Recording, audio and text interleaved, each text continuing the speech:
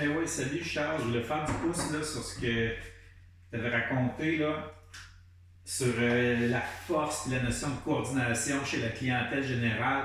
Tu sais, ultimement, là, la force, hein, c'est l'habilité d'un muscle à créer un bras de levier en rotation sur deux os. Là, ça crée un torque sur deux os. Tu sais, par exemple, si on prend le coude avec la main, mais on parle toujours qu'il y a le fameux bicep, et même le bicep qui se rend à l'épaule, toujours comme ça,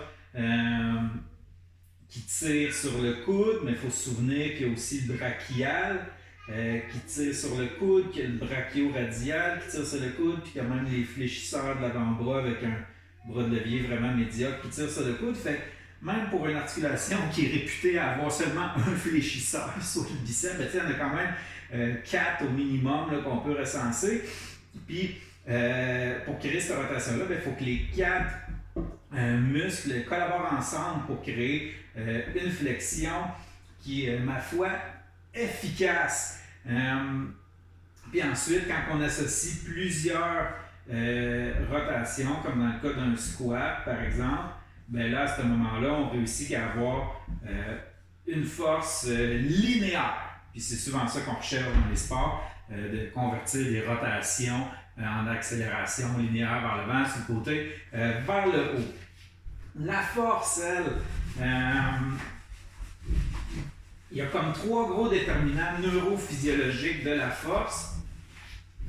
Le premier, le plus populaire, surtout chez les garçons, c'est la section du muscle qui correspond à si tu coupes le muscle, c'est quoi l'air, la grosseur du muscle. Ça, c'est le plus populaire, c'est le plus facile à voir. En fait, c'est le seul qui se voit vraiment là, à l'œil nu inexpérimenté. Ensuite, le deuxième, c'est la coordination intramusculaire. C'est quoi ça? C'est la manière que le cerveau est capable d'utiliser un muscle. Ça regroupe 3 sous-habilités. Le potentiel d'activation. Le potentiel d'activation, on peut penser à la quantité de courant qui est envoyé du cerveau au muscle.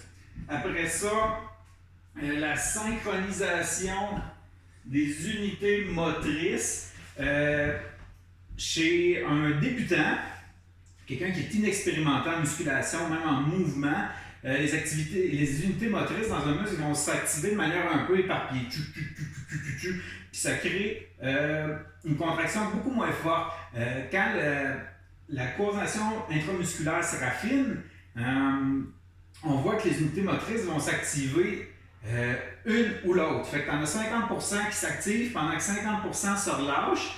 Puis ça donne un niveau de tension qui est beaucoup plus égal, mais surtout beaucoup plus fort parce que tu en as 2, qui forcent à contre-temps, puis ça crée des contractions musculaires beaucoup plus fortes. Puis ultimement, au niveau réflexe, tu as la désactivation des organes tendineux de Golgi qui servent à nous protéger quand on force. L'organe tendineux de Golgi, il vient shut down le muscle quand il sent qu'il y a trop de tension. C'est pour ça que des fois, on voit quelqu'un bencher, il stick, puis là, poum, la barre tombe sur lui. C'est ces organes tendineux de Golgi qui ont désactivé le muscle au lieu que le tendon arrache. Puis à longue, à force d'entraîner la coordination intramusculaire, les organes tendineux de Golgi s'inhibent, c'est-à-dire qu'ils se mettent à inhiber le muscle plus loin dans la contraction. Ça laisse place à plus forcer. Coordination intramusculaire, un débutant l'entraîne en faisant à peu près n'importe quoi, mais rapidement, il va atteindre un plateau. Et ensuite, il faut du 1 à 5 RM pour vraiment l'entraîner sérieusement. Et ultimement, c'est là que c'est le bout qui nous intéresse vraiment, il y a la coordination intermusculaire. La coordination intermusculaire, c'est quoi? C'est la technique, c'est comment qu'on bouge. Puis c'est là où je voulais rejoindre ce que tu me disais hier sur ton vidéo pour te dire que tu as vraiment raison. Il y a 3 déterminants de la force, la grosseur du muscle, la quantité de courant, puis la manière qu'on bouge, notre technique, puis c'est lui qui est clairement le plus important. On pourrait le séparer en deux, la technique à proprement parler, puis le développement moteur.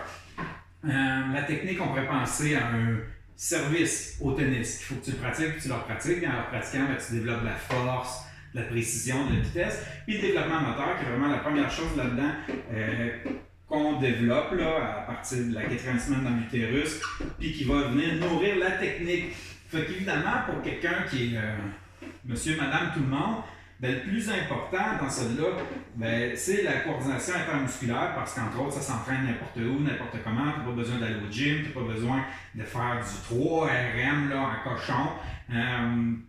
Puis oui, d'améliorer la coordination intermusculaire, sa technique, son développement moteur. Bien, on le voit tous dans nos bureaux, ça améliore la force, ça améliore la mobilité, entre autres parce que ça va venir améliorer la manière que le cerveau coordonne tous les muscles pour créer un mouvement qui est plus efficient. Fait que je voulais juste expliquer ça, Charles, pour que tu as l'air d'un gars qui a plus de feeling, de ressenti, dans le vibe, etc. Bien que là, tu en as un peu plus à dire à tes clients sur pourquoi de faire des passes de jiu-jitsu à terre, puis de faire de la capoeira, puis des handstands, puis toutes ces affaires-là. Bien, pourquoi ça augmente la force, littéralement, pas juste un peu, ça augmente littéralement parce que ça apprend au cerveau à synchroniser les muscles pour faire du mouvement plus efficient puis que c'est le plus grand déterminant de la force. Bonne journée!